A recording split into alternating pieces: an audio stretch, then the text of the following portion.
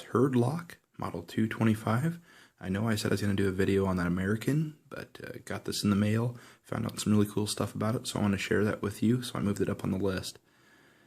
I got this lock with no key, and I wanted to make a key for it without spending an arm and a leg on getting an original blank. So I did some research online to try to find out if there's like a modern day blank that you can use for these and impression a key for it, and really didn't find anything on it.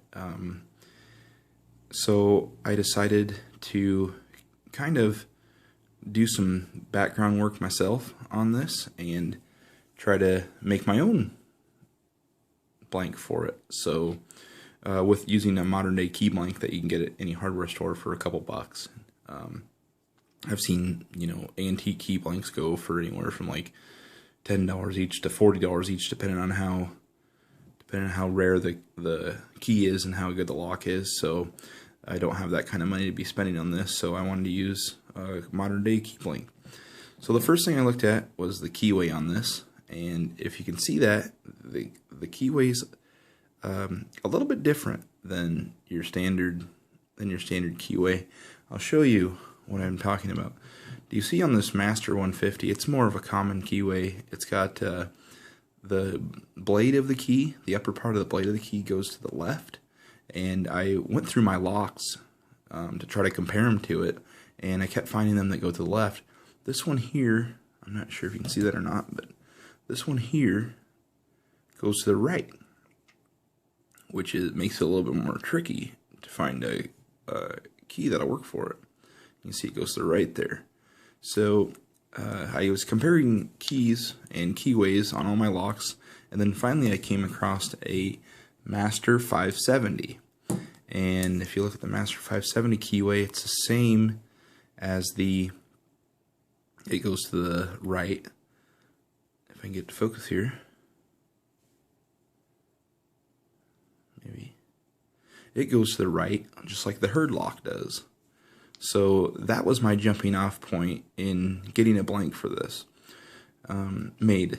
So I got all excited and I took out the keys for this, and this is actually a blank key for it, and I tried to put it in my Hurd lock and it wouldn't fit. Let's see if I'm and it wouldn't fit. It still needs some material removed from it. So after finding that out, I went to my local hardware store and I said I needed a blank for that key, and they use their little key finder deal, and this was the blank for it.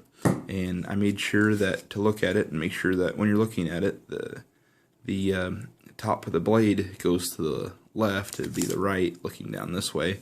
So that way I made sure that they had the right key for me, and I could use this key.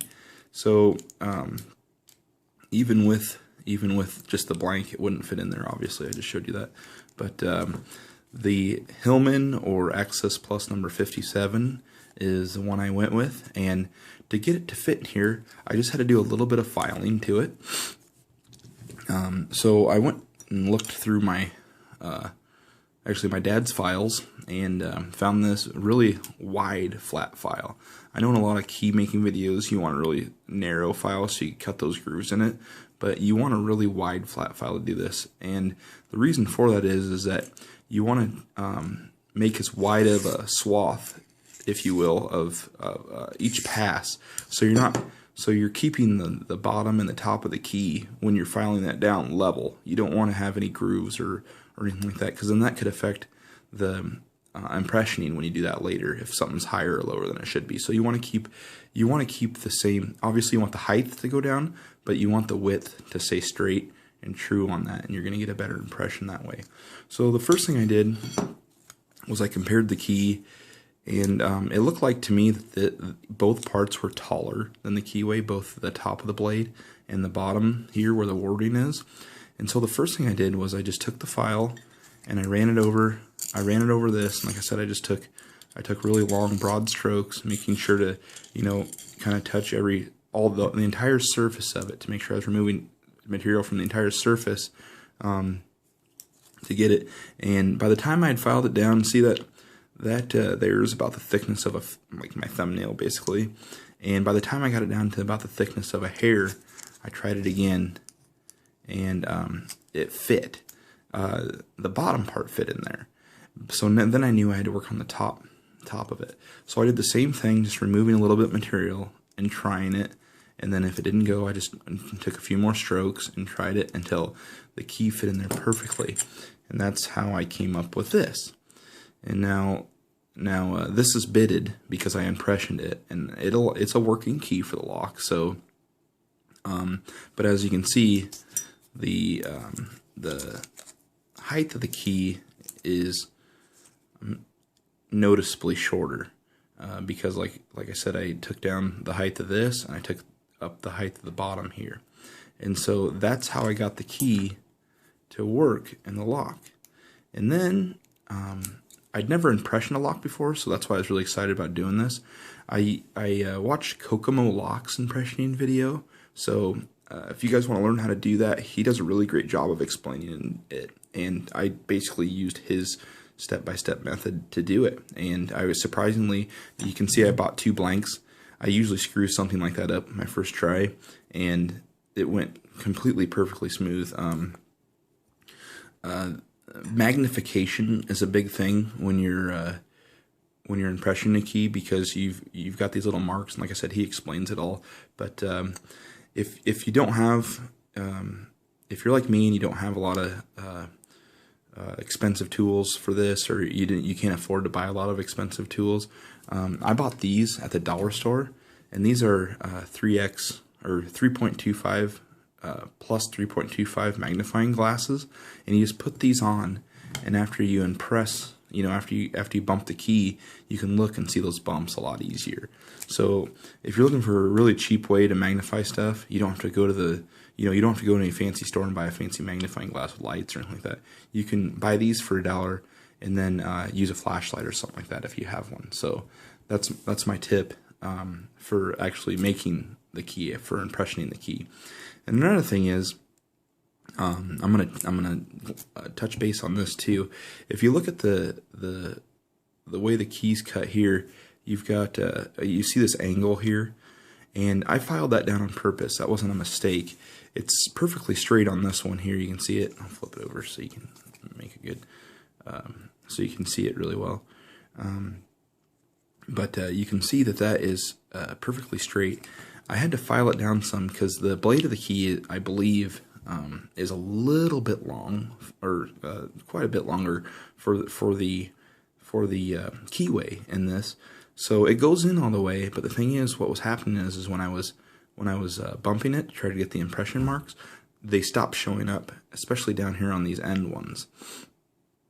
So what was happening, I believe, is the flat part of the key was hitting before the pins were, and so that's why I wasn't getting a good impression. So I decided to remove some material off the tip to kind of give it that capability to rock more, and that ended up working for me, because right after I did that, I took a few file strokes on some of the marks I made, and I was going to bump it again, and it opened. So that was a really neat moment for me, because I was really excited to bring this really neat old lock back to life. So that's how it locks back up, and like I said, if now doing something like this will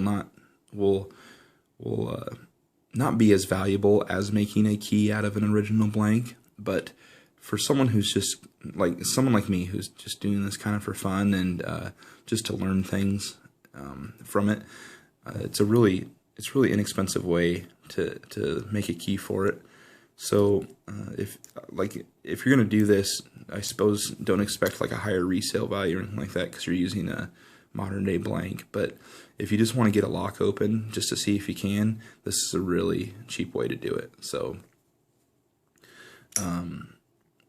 like I said, if you want to learn how to bump, or if you want to learn how to impression the lock, watch Kokomo Lock's video. He impressions a Ford ignition switch, so that's pretty cool.